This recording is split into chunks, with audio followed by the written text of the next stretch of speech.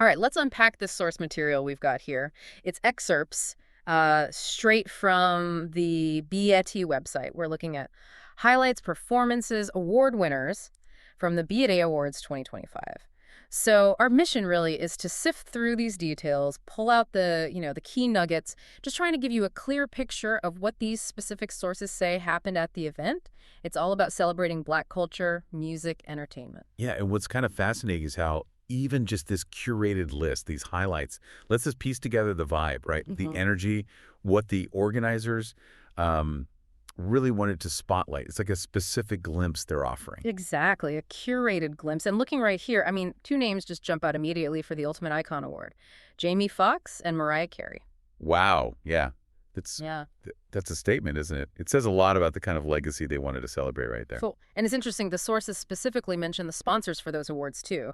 Toyota for Jamie Foxx, Total Wireless for Mariah Carey. hmm That's important context. It really shows how, these big cultural moments are often intertwined with corporate partnerships. It's part of the story these highlights are actually telling us. Yeah, good point.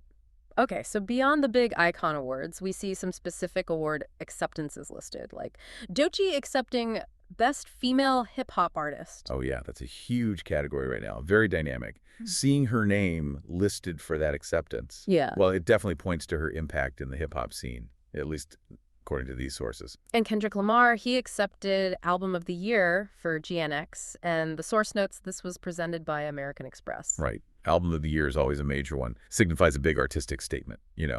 So GNX taking that, based on these highlights anyway, it really underscores the cultural weight it was seen to have this year. And there's also a nod to new talent. Leon Thomas accepting Best New Artist. That one was presented by Uber Eats. Best New Artist. That's always looking towards the future, isn't it? Highlighting Leon Thomas suggests that these sources are framing him as someone really making waves, maybe representing where things are headed. Okay, so we've got the big awards, the icons, the rising stars. Let's pivot to performances, because this list paints a really diverse picture, I think. Mariah Carey, she didn't just get the award, she performed a whole medley.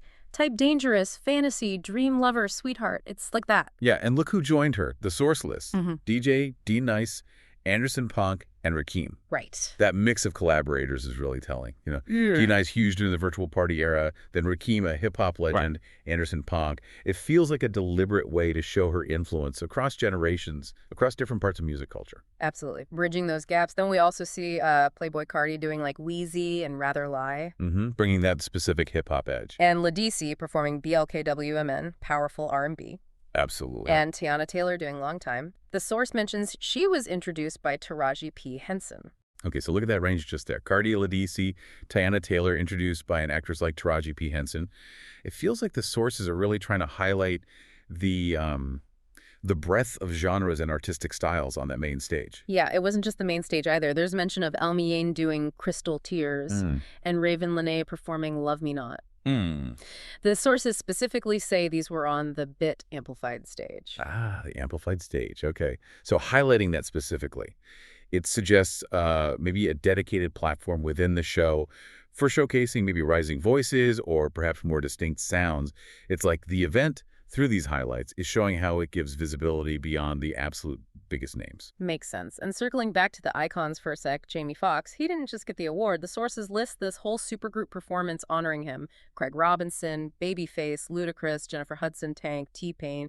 And it says more big names. Wow, that's quite the lineup, that kind of multi-artist tribute. Yeah. It's a classic award show move, right? Yeah. Designed to really underline the honoree's impact across different genres, different artistic angles.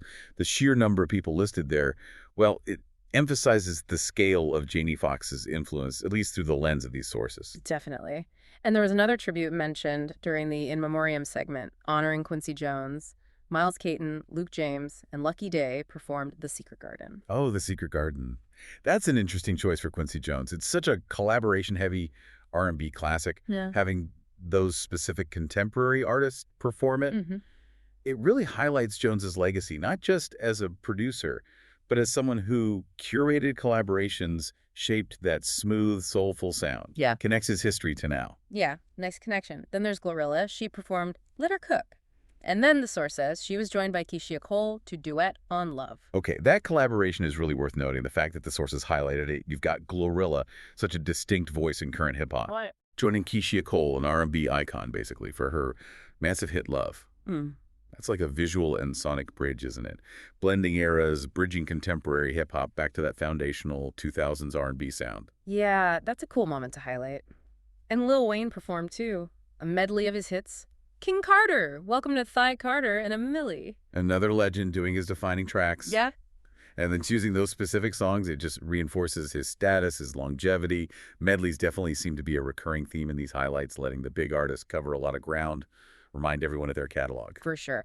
Okay, so beyond the main awards and performances, the sources list a few other notable moments, like the Rap City Cypher.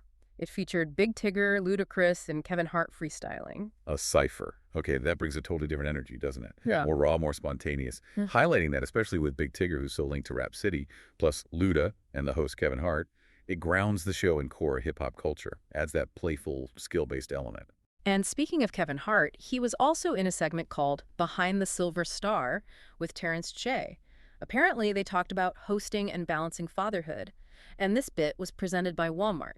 Right, those sponsored segments. Yeah. They offer a more, maybe personal look at the host, humanizes them, connects the event back to relatable stuff like fatherhood, well, clearly tying in the brand. It shows how the event blends entertainment, lifestyle, and brand presence, according to these sources. Mm-hmm. There's also something called Atlanta Talks Viewer's Choice. Jesse Wu polling people in Atlanta about their vote. Presented by McDonald's. Okay, interesting. That kind of segment being highlighted connects the show back to the audience, right? Makes viewers feel involved. And rooting it in Atlanta, such a key city culturally, it kind of decentralizes the show from just the stage and brings it into the community. Again, with that brand support visible. And one last detail the sources mentioned celebrating 25 years of culture's biggest night. Ah, yeah. 25 years.